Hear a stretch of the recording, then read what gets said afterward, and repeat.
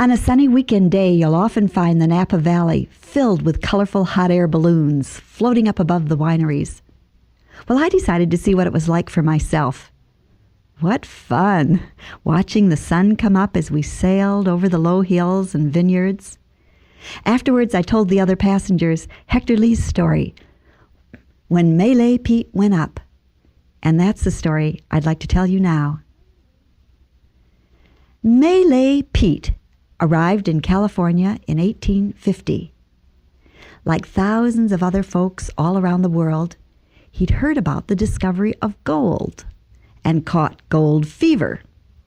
Since he was a sailmaker, he was able to work his passage from a little island in the furthest part of the Pacific Ocean to San Francisco.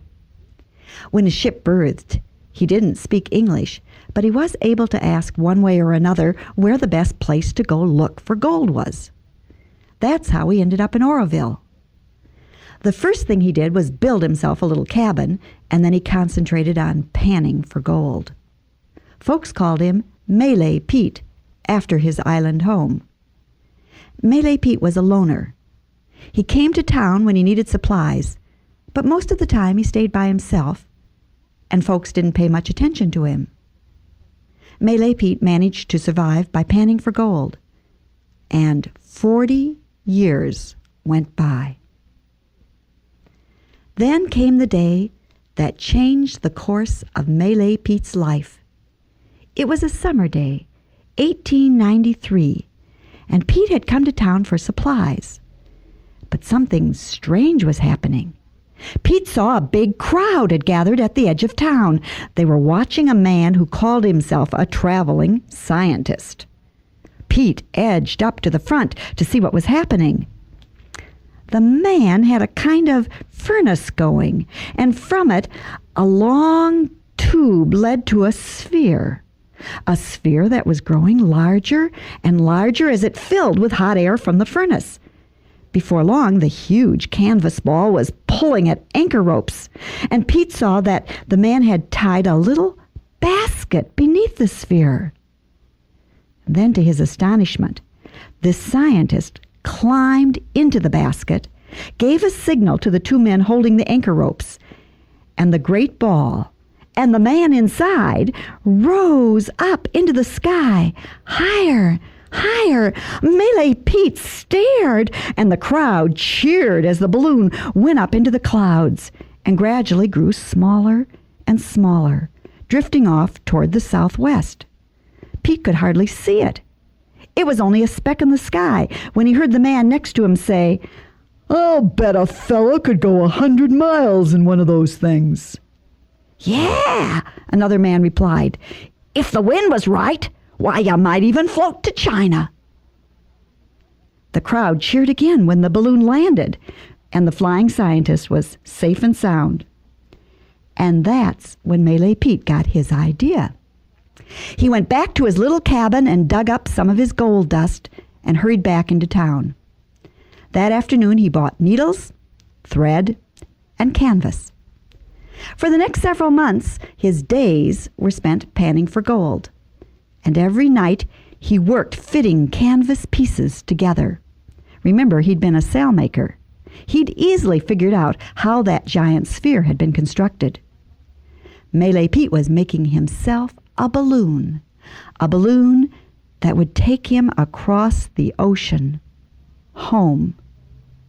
As he cut and sewed, he thought about the people in his village and how they'd cheer to see him landing from the sky.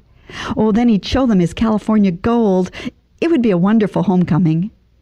And when he died, he'd have a great funeral in the land of his birth, home. It was December. In fact, Christmas Day, when everything was ready. Just like the scientist, Pete's balloon had a pipe attached to a furnace. Now Pete packed himself a lunch, put his cabin in order, got a fire going in the furnace, and waited. Just like the scientist's balloon, Pete's balloon slowly grew larger as it filled with the hot air. He'd anchored it to a tree stump, and after a while the balloon began to tug on the ropes. It was ready. Now Pete tied a chair to the balloon, climbed in, tied himself in, and cut the rope. As soon as he did that, he felt himself going up. He was rising up above the ground, up above the trees. Pete's heart was pounding.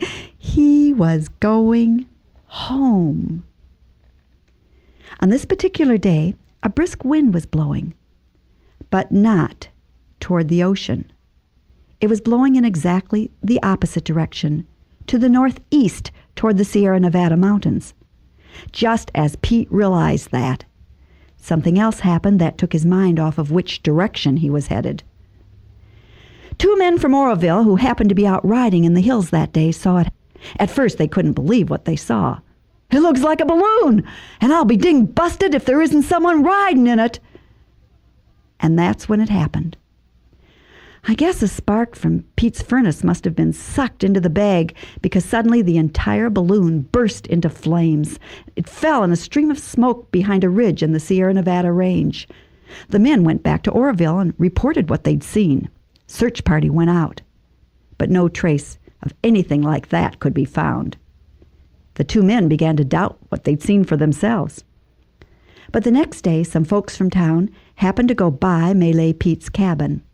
Well, it didn't take any fancy figuring to see by the equipment left out front, the furnace, rope, canvas trimmings, and abandoned cabin, that Malay Pete had gone up.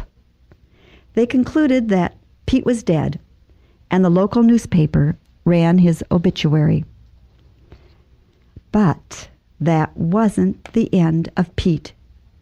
A few days later, a couple of prospectors brought a sorry-looking bundle into the county hospital. It was Pete. It seems that what was left of the balloon had fallen, landing in some tree branches. The rope holding the chair had twisted around the branches, and Pete had fallen, dumped in the river below. Bruised, half drowned, and half frozen. He'd have died if those prospectors hadn't happened to come along. Pete recovered. He was discharged from the hospital and went back to his cabin.